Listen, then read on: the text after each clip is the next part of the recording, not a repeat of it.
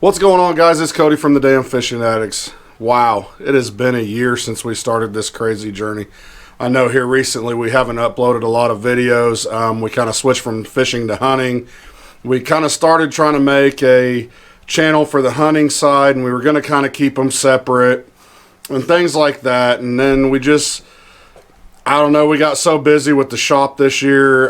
We've had one of the best years that we've ever had in this shop. We've probably done more Euro mounts this year than we've done in the last 3 years combined. We've taken in way more deer, so we just got really busy. And I just didn't take the camera as much as I thought I would, and actually more toward from basically November on, I really didn't hunt a whole lot. I was spending a lot more time in the shop, things like that. Did end up killing my biggest deer of the year. I'll put a picture somewhere around here. Unfortunately, it was one of them days where we really didn't expect things to go the way they did. So I didn't take the camera. It was kind of just a let's go in here and see what happens. Ended up taking the biggest deer of my life. That story of my life. But anyway, I just wanted to say thank you to all of you. When we originally started talking about doing this idea, it was actually we were on our way back home from Oklahoma City. We'd went down to Bass Pro. We'd kind of had a date night with the wives and the girlfriend and stuff like that. Wow, that sounded bad. My wife and Jason's girlfriend at the time.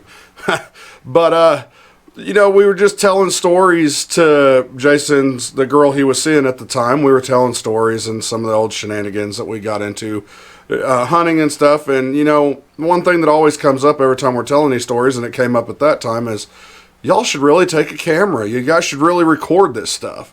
And so that is what kicked off this whole YouTube. Let's do it. Let's try. If anything, our family will subscribe. They'll get to see the stuff that we do, you know, and they'll get some laughs and stuff like that. And then we just kind of took off with it, and a lot of you guys started subscribing. You started liking the videos. We started getting to meet a lot of you guys, and it just made our drive to do this that much more. And we're definitely going to get back to putting out videos. We're definitely going to get back to making videos, hopefully on a weekly basis again, if not more. We've got a lot of great ideas. We've been picking up a lot of different gear and stuff to try out. I've got a few different reels now that we're going to test out, a few different rods that we're going to test out. Don't get me wrong, we love our meat hunters, and we will probably always stick with meat hunter, but we know some people that may be getting into snagging. You don't want to go out and spend money on a big pin reel and a meat hunter rod and not sure if you're going to like it. So we got some budget ideas that we went and picked up. We're going to test out and decide if these budget ideas are good or not. We've got some different reels we're going to try out. We've got a lot of ideas coming up. We'll definitely be mainly focused on spoonbill as normal. I mean, that's our love. We're going to try and focus on some other stuff. We've got some trips planned this year for taking the boat out and using the boat to catch spoonbill. We got a lot of stuff in the works, and we just, like I said, we want to make this video. It's been a year today since we decided to take this crazy journey, and we just wanted to say thank you. Thank you to all of you that have subscribed and encouraged us to keep going and to keep doing this. You know, one of the posts we had made about was different stories and things like that from different past hunts and stuff that people have really thought were funny and wished we had recorded.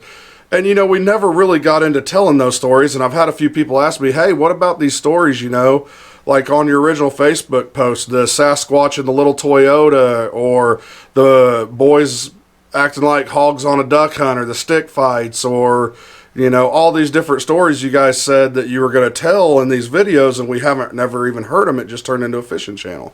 So being the 1 year mark and getting back to that, and you know, the way we planned on this channel to be, we're going to kind of change some things up this year.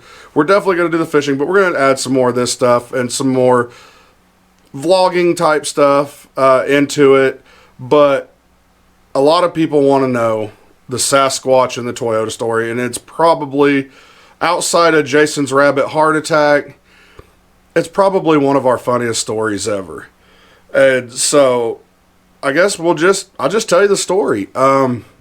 Me and Jason, this was about 12 to 15 years ago, somewhere around there, we were like the most strict people about scent. Super strict about scent when we deer hunted. And I had a little bitty Toyota pickup, little extended cab, and anybody that knows the Toyota extended cab, it's not much of an extended cab. They're very small. But back then they made these giant Ziploc bags that you could get, and we would put cedar branches in there. We would put all of our clothes in there. Everything that we were going to actually be taking into the woods with us on that hunt would go in that bag. Well, and we'd have to put it in the back of the truck because obviously the cab, again, small, it wouldn't fit in the back. And then we'd have our backpacks, our bows, and everything else actually in the cab. We would go to the woods in like sweatpants and house slippers and a hoodie, and we would get outside the truck and we would get dressed at the spot so as not to take scent into the woods with us. Well, one morning we pull into our spot where we're going to go hunting, and this spot is very tight. Like, it's a big group of cedar trees, and you could maybe fit 2 little Toyota pickups in this little spot. So we pull in there. We get out. Jason's on one side of the truck going through his bag, getting his stuff out. I'm on the other side of the truck going through my bag, getting my stuff out, fixing to get dressed. And about this time, I hear a growl. Now, no sooner can I get the words out of my mouth, "Did you hear?" Jason is already standing beside me with his knife in his hand. And he's like, "Did you hear that?" And I'm like, I look at him, I'm like, "Holy cow, how the heck did you get over here so fast?" you got to understand, we're jumpy, and in the dark we're even jumpier. So he was quick, and he's like, "You heard that, right?" And I was like, "Yeah, I heard that." He's like, "I'm getting back in the dang truck." I was like, "Yeah, me too." So we get back in the truck. He has to go around because it's a manual, so he can't crawl across. So he has to hurry up and go around. I grab the bags, I throw them in the back seat because I didn't want to go nowhere near the bed because we didn't know what that growl was. We hurry up and we jump in, and we're sitting there. And of course, at this point, you're psyching yourself out. What was that? You're going over, was it a mountain lion, bobcat, raccoon, bear, So we're even thinking of things that aren't in the area. And then, we pop off the joke, it was Sasquatch. And so we're sitting there and we're joking about it and how big of sisters we had just been. And we just ran from a growl and, everything like that. And we're kind of cutting up about it and laughing. Well, about that time, I just happened to, for some reason, glance in the mirror. Mind you, we had just been talking about seeing Sasquatch. Well, as I glance in the mirror, all I see is this dome shape right dead center of my mirror. And I'm not going to lie, I screamed like a 12-year-old girl that just seen Hannah Montana for the first time. And Jason squeals just about as loud, and he doesn't know why we're screaming, but I'm screaming, so he's screaming. Well, when we finally figure out that we don't know why we're screaming and what the heck, and I flipped the dome light on, and I realized that whenever I had thrown those big Ziploc bags in there, I had threw my backpack up on top of it, which made the perfect Sasquatch silhouette. So yeah, needless to say, we waited till about 20 minutes after daylight before we ever walked into our stands, and we never went into those woods again in the dark. We felt like the biggest wieners on earth. But anyway, if you can't laugh at yourself, then what's the point? So anyway, that is the Sasquatch Toyota story. Again, I want to thank all of y'all from the bottom of our hearts, and for making this what it's been. It's definitely turned into something that we didn't expect it to be. It's definitely went further than we ever thought it would. We've got to meet a lot of really awesome people.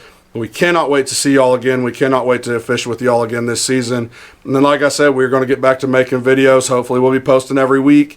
I think we're going to combine the hunting back into this channel, and we're just going to make it an all about everything channel. We'll see. Still got to talk with the guys, and we're still trying to work everything out, but we definitely can't wait to get back to making videos and putting content out there for y'all. So anyway, hope y'all have a great day, and the next time we'll see you at the dam.